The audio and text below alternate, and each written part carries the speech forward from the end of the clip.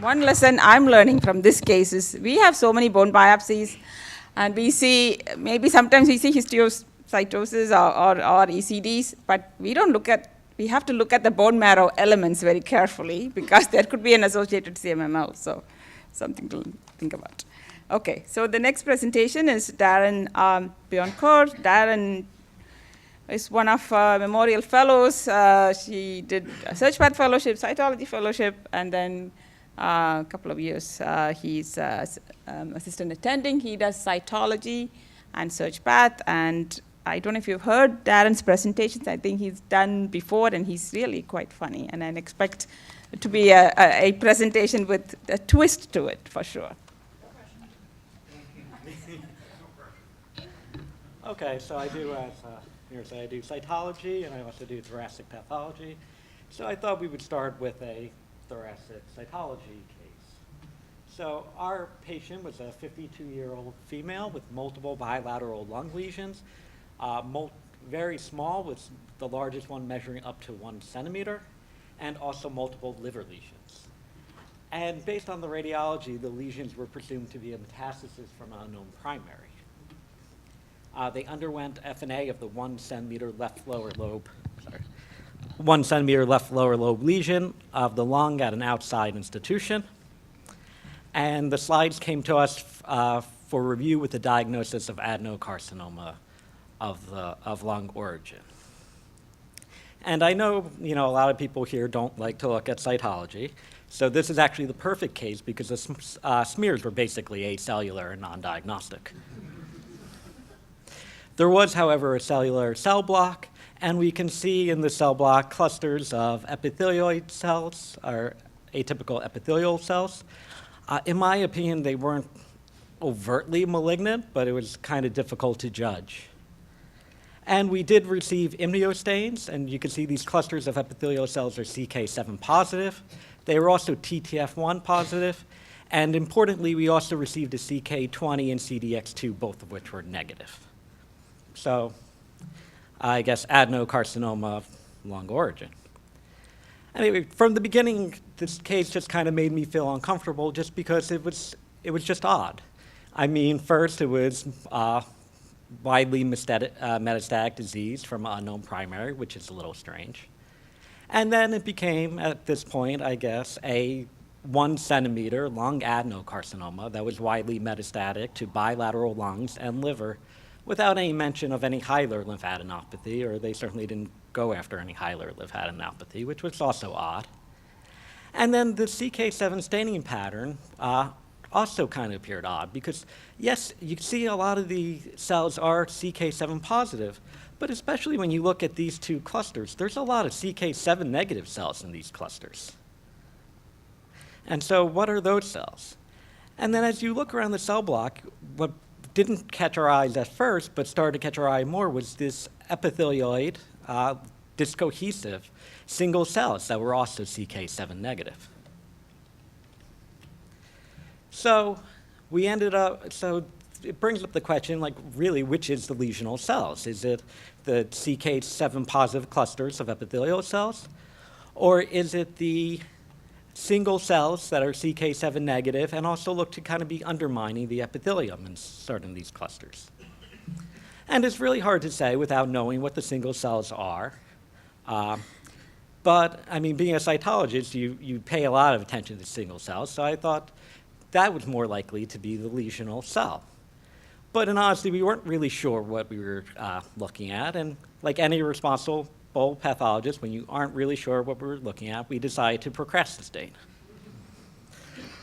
And so for those of you who aren't familiar, procrastinating is to delay signing out a case by ordering low-yield immunostains with the hope that one of them will save you from inevitably throwing up your hands and admitting you don't know what you're looking at. And on submitted cases such as this, it's actually a very helpful technique because we often, like in this case, didn't have unstained slides or cell blocks. So we were able to procrastinate for a couple weeks. And in the meantime, our interventional radiologists, who really like to stick things, did exactly what we were hoping they would do, and they biopsied the liver. So this is the liver, the core biopsy of the liver. And you can see what is clearly an infiltrative tumor with these epithelioid cells and kind of a myxoid background. On higher power, again, you can see they're kind of bland and epithelioid, this myxoid stroma. And when you really look, some of these have these intracytoplasmic, either vacuole or lumen, and some even have a red blood cell in them. So does anyone know the diagnosis? Yes. So the liver was diagnosed as an epithelioid hemangioendothelioma. By immunohistochemistry, it did show vascular differentiation with an ERG stain being positive and a CD31 stain being positive. And so it signed out as epithelioid hemangioendothelioma, and it had an impact later demonstrated the WWTR1 CAMPTA1 fusion that is widely known in these tumors. So just a little bit about epithelioid hemangioendothelioma, or EHE for short. It's woman predominance. It's more often multifocal. 50% of the patients are younger than 40, but that means 50% are older also. It most commonly occurs in the liver solely, but the second most common presentation is to involve both the liver and lungs, as in this case. And when it's outside the liver and involves the lungs, there's actually a much worse prognosis. And when it involves the lung, it does so in kind of this miliary pattern. Normally, it involves the lower lobes more than the upper lobes, but lesions can grow up to around 2 centimeters. So clinically, it really fits with our patient. The histology, it's known for these immature intracytoplasmic lumina, or blister cells, seen here, and also a distinctive stroma that is either myxochondroid, hyaloid, or myxoid. There are 2 grades in the WHO. There's either the classic epithelioid hemangioendothelioma, grade 1, which was what we had in our case, or there's a malignant epithelioid hemangioendothelioma, which is grade 2, which shows more nuclear atypia and also increased proliferation rate, and these have a much poorer prognosis. This is a case of a 29-year-old female with multifocal mediastinal and pleural disease who was dead of disease at 2 months. As we said, there's a fusion described, WWT1 CAMPTA1 fusions, and this is described in 90 to 95% of EHEs. And this can be seen using FISH. And this fusion is helpful in the lungs to discriminate thoracic EHE from epithelioid angiosarcoma, where in this study, none of the 4 epithelioid angiosarcomas showed this translocation, while the 5 low-grade and 19 intermediate-grade EHEs all did. And so, in the time it took them to rebiopsy, work up the core, and sign it out, was about the approximate time that it took us to receive 10 unstaged slides from the cell block. And of course, by this time, they were all acellular. So how would anyone like to proceed?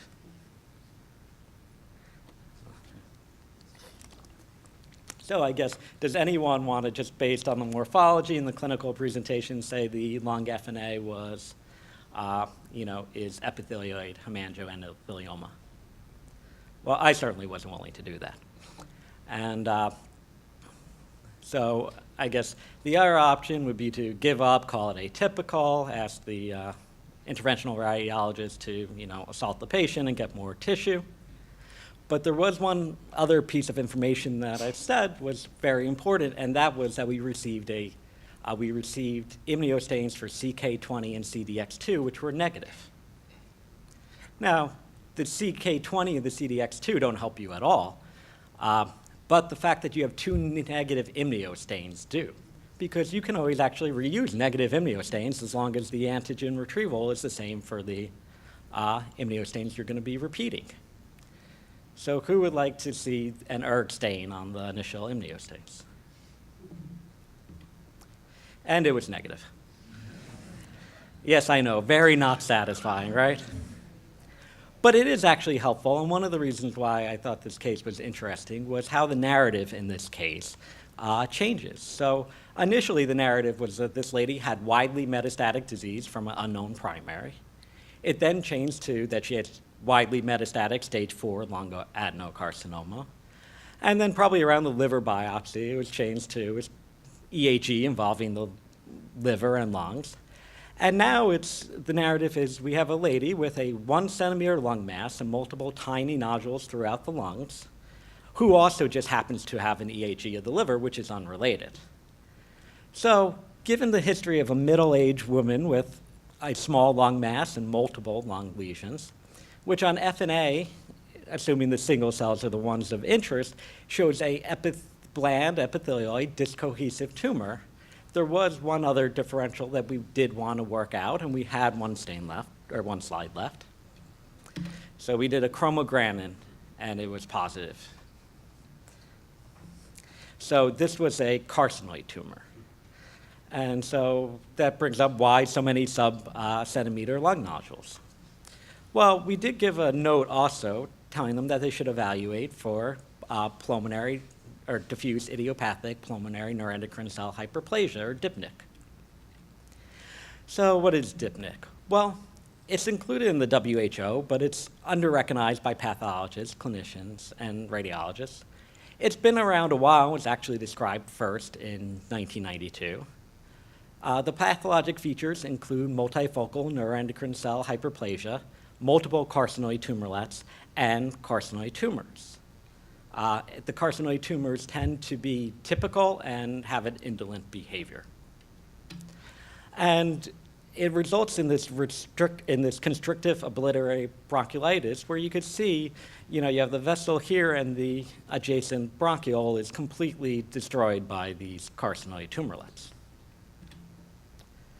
Clinically, the classical description of DIPNIC is in patients presenting with respiratory symptoms, either cough, dyspnea, and with the most severe cases, progressing to respiratory failure and requiring transplant. This, however, is very rare. More commonly, the patients are asymptomatic, and so symptoms are not required for a diagnosis of DIPNIC. Most patients are discovered incidentally on follow-up for other malignancies, and the PFTs are usually abnormal, and they show this obstructive pattern. And it's almost always present in women.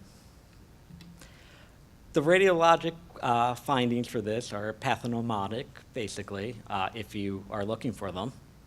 And basically, because of this obstructive pattern, they show this mosaic attenuation or air trapping on expiratory CT. Well, on either, but optimally on the expiratory. And radiologically, they think that it's a mimicker of a miliary pattern of metastasis, as was thought in this case. And that's it.